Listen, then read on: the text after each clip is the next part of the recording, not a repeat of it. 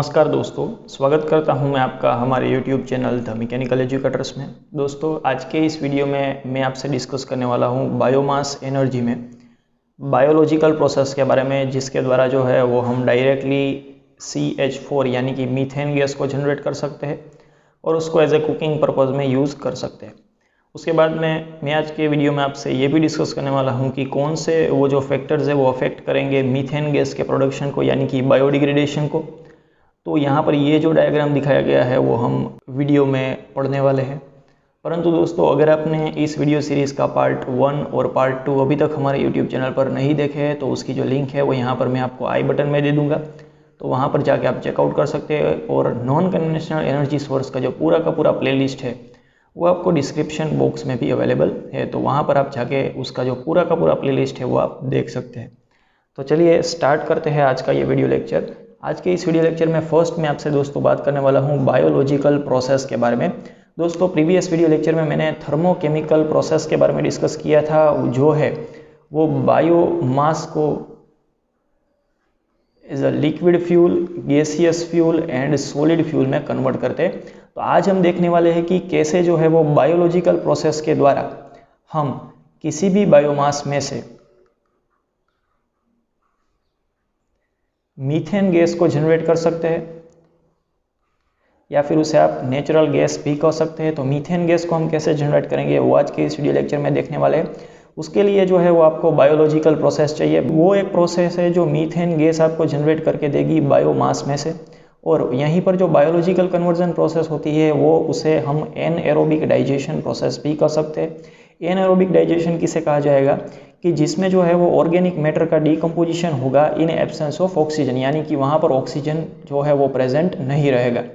यहाँ पर जो दोस्तों ऑर्गेनिक मास रहता है उसे हम डाइजेस्ट कर सकते हैं टोटल 2 तरीक़ों से। एरोबिकली यानी कि इन प्रेजेंस ऑफ ऑक्सीजन, वहाँ पर जो है वो ऑक्सीजन को प्रेजेंस आपको देखने को मिलेगा, और एनएरोबिकली यानी कि वहाँ पर जो है वो आपको ऑक्सीजन की प्रेजेंस देखने को नहीं मिलेगी। यही दोनों डिकम्पोजिशन में जो है वो आपको डिफरेंट स्पीसीज़ के माइक्रो ऑर्गेनिज्म, बैक्टीरियाज चाहिए होंगे, जो ब्रॉडली क्लासीफाई किए जाते हैं 3 कैटेगरीज में। नीचे जो है वो हम 3 कैटेगरीज डिस्कस करने वाले हैं अभी। यहाँ पर दोस्तों अगर हम फर्स्ट बात करें तो एनारोब्स की बात करते हैं। तो एनारोब्स बैक्टीरिया जो होते हैं वो स्ट्रिक्टली एनारोबिक एनवायरनमेंट में ही बायोमास को डिकम्पोज कर सकते हैं, जिसमें ऑक्सीजन की जो प्रेजेंस नहीं होनी चाहिए, वहाँ पर जो है वो ऑक्सीजन की हाजिरी नहीं होनी चाहिए डिकम्पोजिशन प्रोसेस में, उसे जो है वो एनारोब्स कहते हैं। उसके बाद में आते हैं एरोब्स। एरोब्स जो होते हैं बैक्टीरिया, उसको जो है वो एक्टिवेट करने के लिए कौन सा तो के कॉन्सेंट्रेशन चाहिए ऑक्सीजन, यानी कि वहाँ पर जो है वो पर्याप्त मात्रा में आपको ऑक्सीजन की हाजिरी यानी कि प्रेजेंस चाहिए होती है। उसके बाद में अगर हम बात करते हैं फैक्यूल्टेटिव बैक्टीरिया के बारे में, तो फैक्यूल्टेटिव बैक्टीरिया जो होते हैं वो माइक्रो ऑर्गेनिज्म रहते हैं, वो सर्वाइव कर सकते हैं बोथ, यानी कि एनारोबिक एनवायरनमेंट और एरोबिक दोनों ही एनवायरनमेंट में जो है वो सर्वाइव कर सकते हैं। परंतु दोस्तों यहाँ पर जो आपको 2 प्रोसेस यानी कि एनारोबिक और एरोबिक डाइजेशन प्रोसेस दी गई है, उसके जो ऑर्गेनिक एलिमेंट है यानी कि ऑर्गेनिक एलिमेंट्स में अगर आप कन्वर्जन करेंगे, तो अगर आप एरोबिक प्रोसेस यानी कि ऑक्सीजन की अगर आप हाजिरी में जो है वो डिकम्पोजिशन करेंगे, तो आपको मेनली जो है वो CO2, NO3-, SO4- जैसे आपको एंड प्रोडक्ट्स देखने को मिलेंगे। वहीं पर अगर हम बात करते हैं आज के इस वीडियो में एनएरोबिक प्रोसेस के बारे में, तो एनएरोबिक प्रोसेस में अगर आप जैसे ही ऑर्गेनिक एलिमेंट्स को उसे हम एन प्रोडक्ट्स में कन्वर्ट करते हैं, तो एन प्रोडक्ट्स में जैसे ही मैंने आपसे बात की कि मीथेन जो कि हमारा मेन पर्पज़ है, उसके बाद में कार्बन डाइऑक्साइड भी उसके साथ रहता है, यानी कि इन दोनों का मिक्सचर हमें देखने को मिलता है। उसके बाद में NH3, उसके बाद में जो है वो हाइड्रोजन सल्फाइड जैसे गैस हमें देखने को मिलते हैं। तो अब देख लेते हैं एनएरोबिक प्रोसेस के बारे में। तो यहाँ पर एनएरोबिक प्रोसेस में जो है फर्स्ट हमें जो है वो डाइजेस्टर में डाला जाता है complex organic matter. Complex organic matter यानी कि उसके अंदर जो है वो प्रोटीन्स, कार्बोहाइड्रेट्स, फैट्स रहते हैं, जिसका जो केमिकल स्ट्रक्चर अगर देखें तो केमिकल स्ट्रक्चर जो है उनका केमिकल स्ट्रक्चर कॉम्प्लेक्स रहता है। उसको जो है वो हमें सरल केमिकल स्ट्रक्चर यानी कि जो है वो ऑर्गेनिक मैटर यानी कि जो है वो सिंपल चेन में कन्वर्ट करना है। तो यहाँ पर उसे कन्वर्ट कैसे करेंगे, तो उसके लिए जो है वो फर्स्ट जो है वो रोल प्ले करते हैं हमारे हाइड्रोलिटिक बैक्टीरियाज, यानी कि हाइड्रोलिटिक बैक्टीरियाज के अंदर हमें हाइड्रोलिसिस प्रोसेस देखने को मिलती है, और उसके ज़रिए जो है वो सोल्यूबल ऑर्गेनिक मॉलिक्यूल्स में वो कन्वर्ट हो जाते हैं, यानी कि जो आपके प्रोटीन्स, कार्बोहाइड्रेट्स और फैट्स जो है वो सोल्यूबल ऑर्गेनिक मॉलिक्यूल्स में कन्वर्ट हो जाएंगे और हमें देंगे as a end product sugar, amino acid and fatty acid, जो कि एक सिंपल ऑर्गेनिक मैटर आप उसे कह सकते हैं।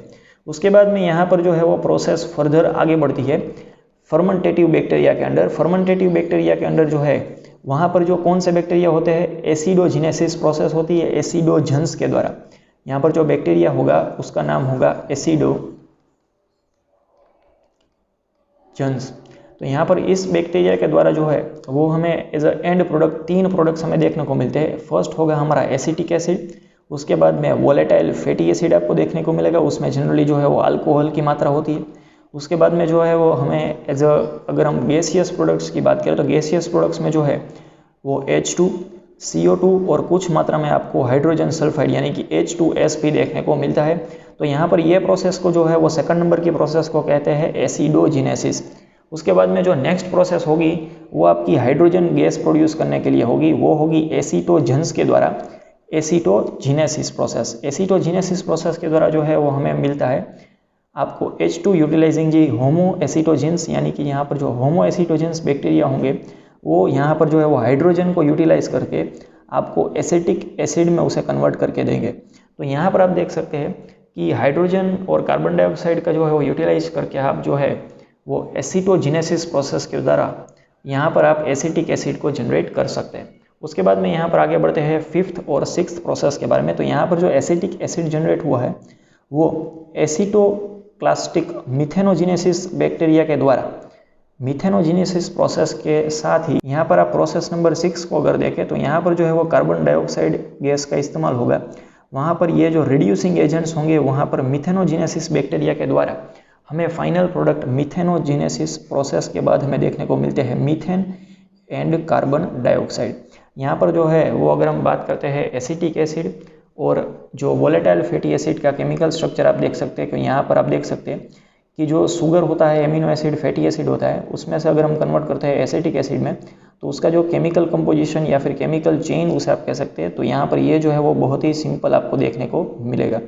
उसके द्वारा क्या होगा कि एसिटिक एसिड में से आप जो है वो एसिटोक्लास्टिक मिथेनोजिनेसिस बैक्टीरिया के द्वारा आप इजीली जो है वो CH4 यानी कि मीथेन गैस जनरेट कर सकते हैं।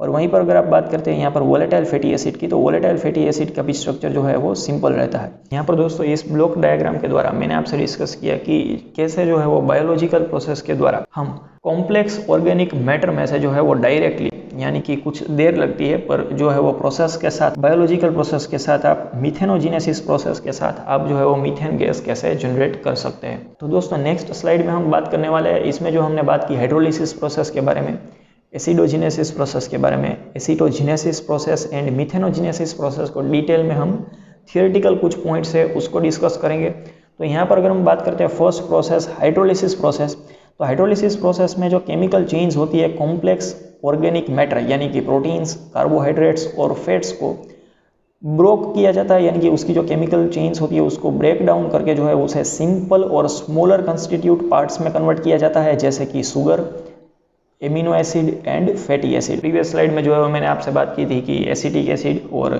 जो फैटी एसिड होते हैं उसका केमिकल स्ट्रक्चर कैसा होता है। तो यहाँ पर आप देख सकते हैं कि अगर हम यहाँ पर बात कर लेते हैं शुगर या फिर ग्लूकोज की, तो C6H12O6 को डायरेक्टली आप कैसे कन्वर्ट कर सकते हैं 3CO2 एंड मीथेन गैस में। यहाँ पर आप मिथेनोजिनेसिस प्रोसेस के द्वारा जो है उसे डायरेक्टली जो है वो कन्वर्ट कर सकते हैं। तो यहाँ पर सेकंड जो प्रोसेस होगी वो आपकी एसिडोजिनेसिस प्रोसेस होगी। एसिडोजिनेसिस प्रोसेस में क्या होगा कि जो बायोलॉजिकल प्रोसेस होगी acidogenesis results in the further breakdown of the complex part of the sugar, amino acid and fatty acid. Fermentative bacteria यहाँ पर यूज होंगे और वो उसे कन्वर्ट करेंगे वोलेटाइल फैटी एसिड यानी कि एसिटिक एसिड, प्रोपियोनिक एसिड, और यहीं पर आपको जो है वो साथ ही साथ एमोनिया, कार्बन डाइऑक्साइड और हाइड्रोजन सल्फाइड गैस भी एज ए बाई प्रोडक्ट आपको देखने को मिलेंगे। यहाँ पर एमोनिया होगा हमारा NH3, carbon dioxide CO2 and hydrogen sulphide होगा हमारा H2S। उसके बाद में जो है वो थर्ड स्टेज आएगा आपका एसिटोजिनेसिस। यहाँ पर एसिटोजिनेसिस में अगर हम बात कर लेते हैं तो एसिटोजिनेसिस में जो है वो एनएरोबिक डाइजेशन प्रोसेस होगी एसिटोजिनेसिस बैक्टीरिया के अंडर में। और यहाँ पर ये जो सिंपल मोलिक्यूल्स क्रिएट करेंगे एसिडोजिनेसिस के द्वारा, जो सिंपल मोलिक्यूल्स क्रिएट करे हुए हैं उसको ये फर्दर डाइजेस्ट करके हमें carbon dioxide, hydrogen as a by product and large amount में हमें एसिटिक एसिड देखने को मिलेंगे। उसके बाद में जो फाइनल प्रोसेस होगी यानी कि जो हमारी मीथेनोजेनेसिस प्रोसेस होगी उसके द्वारा जो है वो हमें CH4 यानी कि मीथेन गैस और कार्बन डाइऑक्साइड हमें लार्ज अमाउंट में देखने को मिलेगा। तो यहाँ पर ये जो मीथेनोजेनेसिस प्रोसेस होगी तो यहाँ पर ये मीथेनोजेनेसिस प्रोसेस में क्या होगा कि जो हमारे पास एसिटिक एसिड, कार्बन डाइऑक्साइड और हाइड्रोजन जो हमने जनरेट किया था एसिटोजेनेसिस प्रोसेस के द्वारा, तो यहाँ पर जो है वो उसको फर्दर डिकम्पोज किया जाएगा मीथेन और अंत में हमें कार्बन डाइऑक्साइड एंड वाटर भी थोड़ा सा प्रमाण में हमें देखने को मिलेगा। यहाँ पर मीथेनोजेनेसिस प्रोसेस को आपको सही तरीके से करने के लिए जो pH वैल्यू होनी चाहिए डाइजेस्टर के अंदर, वो pH value generally in between 6.5 to 8 के बीच में रखी जाती है, यानी कि न ज़्यादा बेसिक होना चाहिए न ज़्यादा एसिटिक होना चाहिए। उसकी pH वैल्यू जो आप देख सकते हैं कि अराउंड 7 के आसपास जो है वो रिवॉल्व करती रहती है प्रॉपर मीथेनोजेनेसिस प्रोसेस के लिए। तो दोस्तों ये बात हो गई बायोलॉजिकल प्रोसेस के बारे में। उसके बाद में बायोलॉजिकल प्रोसेस को अफेक्ट करने वाले कुछ एक पैरामीटर्स है उसके बारे में आज हम डिस्कस करने वाले हैं। तो स्टार्ट करते हैं फर्स्ट पैरामीटर के साथ। फर्स्ट पैरामीटर होगा आपका pH वैल्यू। यहाँ पर जो बायोमास की जो स्लरी आपने फीडअप की है डाइजेस्टर में उसकी जो pH वैल्यू है वो बहुत ही इंपॉर्टेंट रोल प्ले करता है। यहाँ पर मैंने आपसे जैसे प्रीवियस स्लाइड में बात की कि ऑप्टिमम pH वैल्यू जो होती है वो जनरली मेंटेन की जाती है अराउंड 8 और लेस देन, यानी कि जैसे 6.5 to 8 आप मेंटेन कर सकते हैं, वो जो है वो ऑप्टिमम रहता है। उसके बाद में जो सेकंड फैक्टर आता है वो आता है हमारा टेम्परेचर। टेम्परेचर जो है वो मीथेन फॉर्मर्स के लिए बहुत ही इंपॉर्टेंट रोल प्ले करता है। इस टेम्परेचर रेंज यानी कि मेसोफिलिक रेंज जो होती है 30 डिग्री to 40 डिग्री सेल्सियस की, यहाँ पर जो है वो सेल्सियस आएगा। यहाँ पर ये जो टेम्परेचर की रेंज है उसमें जो है वो एनएरोबिक डाइजेशन प्रोसेस जो होती है वो प्रॉपरली एक्टिव होती है मीथेन फॉर्मर्स के द्वारा, और इसी वजह से जो है वो मीथेनोजेनेसिस प्रोसेस जो है वो ट्रॉपिकल कंट्रीज़ में बहुत ही इजीली आप कर सकते हैं और वो नेचुरली आपको अवेलेबल रहती है। उसके बाद में अगर हम बात करते हैं डाइजेस्टर में टोटल सॉलिड कंटेंट कर सकते हैं आप। टोटल सॉलिड कंटेंट की अगर हम बात करते हैं तो यहाँ पर जनरली जो है वो काऊ डंग का इस्तेमाल किया जाता है एज अ बायोमास। तो यहाँ पर काऊ डंग में जो है वो आप जान सकते हैं कि 80 to 90% जो है वो ऑलरेडी वाटर का कंटेंट रहता है किसी भी काऊ डंग में। तो उसे आप फर्दर अगर मिक्स करते हैं वाटर के साथ, फर्दर जो है आप उसे मिक्स करेंगे वाटर के साथ, तो यहाँ पर उसका प्रोपोर्शन होगा वाटर के साथ मिक्स करने का 1:1, यानी कि अगर आप 1 kg जो है वो काऊ डंग लेते हैं तो आपको 1 kg वाटर चाहिए होगा वहाँ पर उसे मिक्स करने के लिए। तो यहाँ पर जो सॉलिड कंटेंट यानी कि टोटल सॉलिड कंटेंट निकल के आएगा फाइनल प्रोडक्ट में वो होगा आपका 8 to 9% जितना आपको टोटल सॉलिड कंटेंट मिलेगा। उसको आपको जो है वो डाइजेस्टर में फिलअप करना है।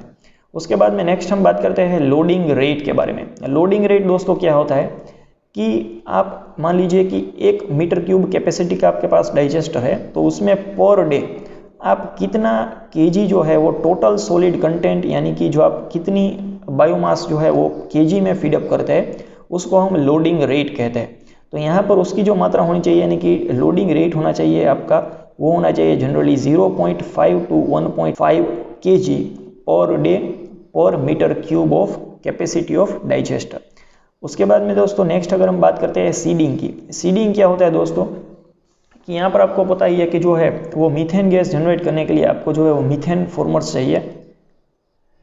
तो यहाँ पर क्या करेंगे कि जो मीथेन फॉर्मर्स की जो है वो हम ऐसा करेंगे कि जो मीथेन फॉर्मर्स की जो मात्रा है वो हम डाइजेस्टर में इंक्रीज कर देंगे, कि जिसकी वजह से क्या होगा कि हम उसे सीड करेंगे यानी कि एक्स्ट्रा हम मीथेन फॉर्मर्स को ऐड करेंगे डाइजेस्टर में, कि जिसकी वजह से जो है वो मीथेन प्रोसेस जो है यानी कि मीथेनोजेनेसिस प्रोसेस एक्टिव हो जाए, ज़्यादा से ज़्यादा हमें मीथेन गैस जो है उसमें से मिल पाए। तो यहाँ पर ये जो है वो एक एडवांटेज रहता है। परंतु अगर हम बहुत ही ज़्यादा सीडिंग करेंगे यानी कि अगर हम सीडिंग की मात्रा इंक्रीज कर देंगे तो वहीं पर जो है वो मीथेन की जो फॉर्मेशन प्रोसेस होगी वो डिक्रीज हो जाएगी।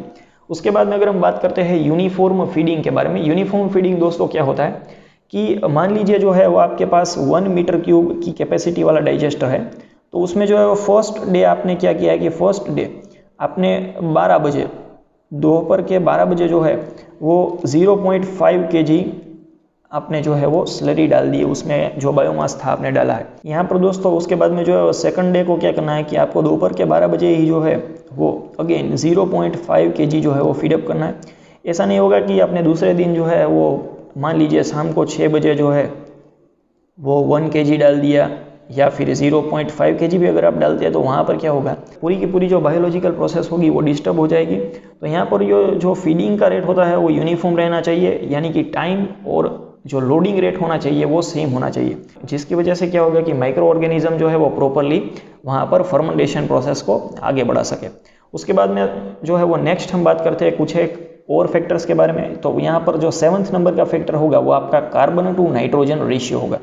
कार्बन टू नाइट्रोजन रेशियो जो है वो ऑप्टिमम क्यों रखा जाता है कि जिसकी वजह से जो माइक्रो ऑर्गेनिज्म होते हैं वो कार्बन एंड नाइट्रोजन की जो प्रेजेंस होती है उसमें जो है वो प्रॉपरली फर्टाइल यानी कि प्रॉपरली ग्रो कर पाते हैं।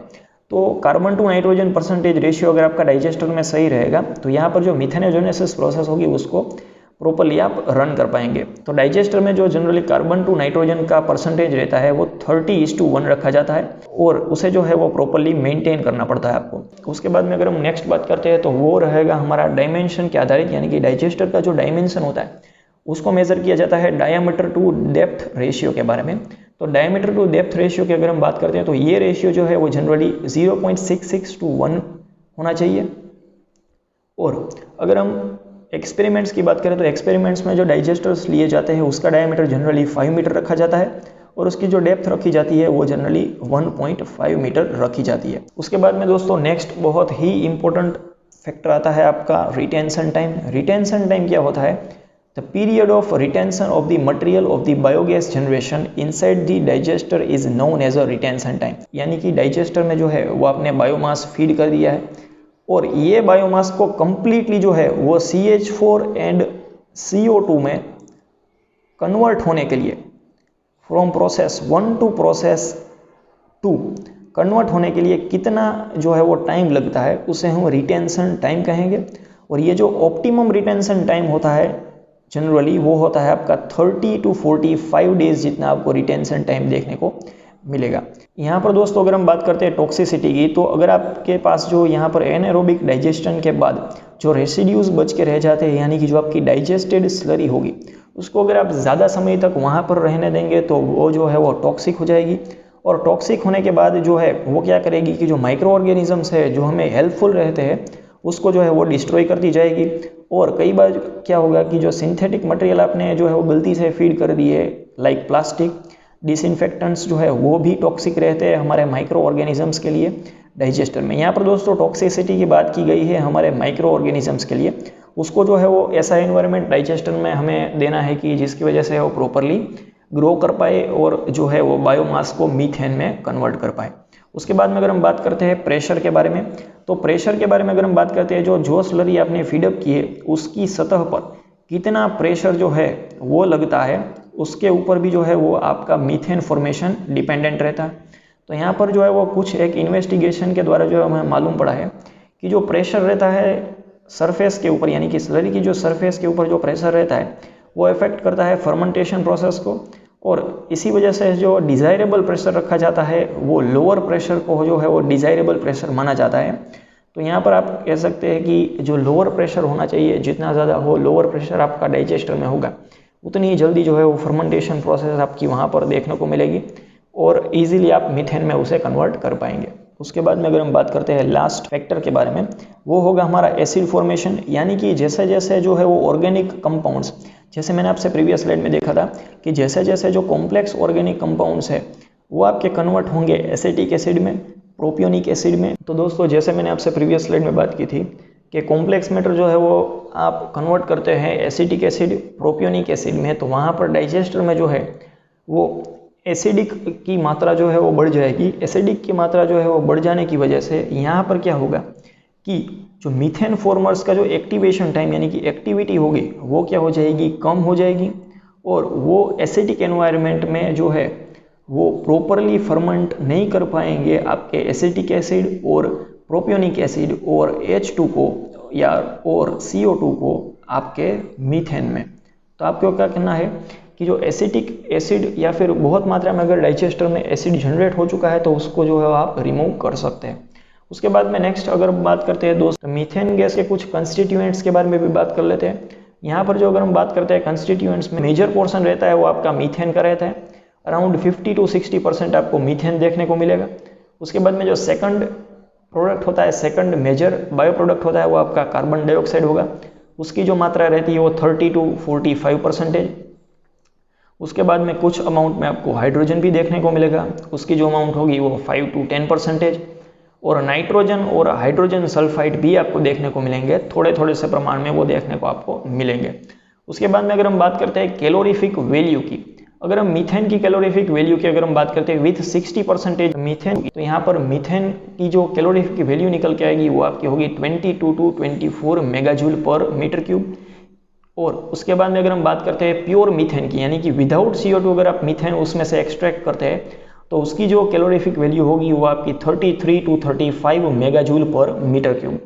उसके बाद में उसकी अगर ऑक्टेन रेटिंग की अगर बात करते हैं, तो ऑक्टेन रेटिंग की अगर बात करते हैं विदाउट CO2, तो विदाउट CO2 उसकी ऑक्टेन रेटिंग आपको मिलेगी 130, और विथ CO2 जो है वो ऑक्टेन रेटिंग आपको निकल के आएगी 110।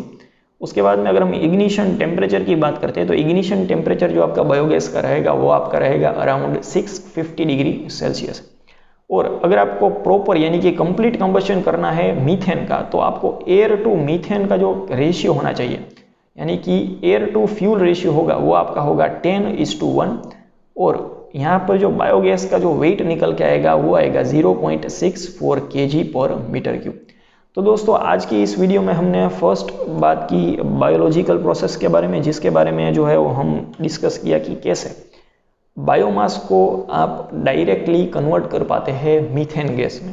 उसके बाद में हमने देखा कि कौन कौन से जो फैक्टर है वो डायरेक्टली अफेक्ट करते हैं डाइजेस्टर में बायोमास का कन्वर्जन मीथेन में होने से। और अंत में आज के इस वीडियो लेक्चर में हमने बात किया बायोगैस के कंस्टिट्यूएंट्स के बारे में, और उसकी कुछ प्रॉपर्टीज़ भी हमने देखी, जैसे calorific value, octane rating, ignition temperature, air fuel ratio and weight. तो दोस्तों नेक्स्ट वीडियो में जो है वो हम कुछ डाइजेस्टर के बारे में या फिर बायोगैस प्लांट्स के बारे में डिस्कस करने वाला है। तो दोस्तों अगर ये आपको वीडियो लेक्चर इन्फॉर्मेटिव लगा, अच्छा लगा, तो लाइक कीजिए इसे और शेयर कीजिए अपने दोस्तों के साथ। और अभी तक आपने अगर हमारे YouTube चैनल को सब्सक्राइब नहीं किया है तो सब्सक्राइब करें और साथ ही दिए गए नोटिफिकेशन बेल को भी प्रेस करें ताकि आने वाले वीडियोस की रेगुलर अपडेट आपको मिलती रहे। तो दोस्तों मिलते हैं ऐसे ही किसी नेक्स्ट इन्फॉर्मेटिव वीडियो में। तब तक के लिए keep learning, keep supporting. Thank you very much for watching this video.